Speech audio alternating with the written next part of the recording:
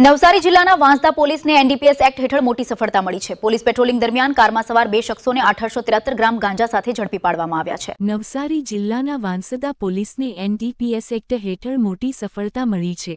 Police patrolling દરમિયાન કારમાં સવાર બે શખ્સોને 873 ગ્રામ ગાંજા સાથે ઝડપી પાડવામાં આવ્યા છે। પોલીસે આરોપીઓ પાસેથી અંદાજે 873 ગ્રામ વનસ્પતિજન્ય ગાંજો, જેની કિંમત 43,650 રૂપિયા હોવાનું જાણવા મળ્યું છે। આ ઉપરાંત કાર સહિત કુલ 8,63,650 રૂપિયાનો મુદ્દામાલ કબજે કરવામાં આવ્યો છે। પકડાયેલા બંને આરોપીઓ મહારાષ્ટ્રના નાંદેડ જિલ્લાના રહેવાસી હોવાનું સામે આવ્યું છે। સમગ્ર મામલે વાંસદા પોલીસે એનડીપીએસ એક્ટ હેઠળ ગુનો નોંધી વધુ તપાસ હાથ ધરી છે।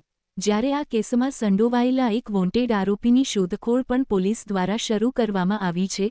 વાંસદા પોલીસની આ કાર્યવાહીથી ગેરકાયદેસર રીતે ગાંજાની હેરાફેરી કરતા તત્વોમાં ફફડાટ ફેલાયો છે।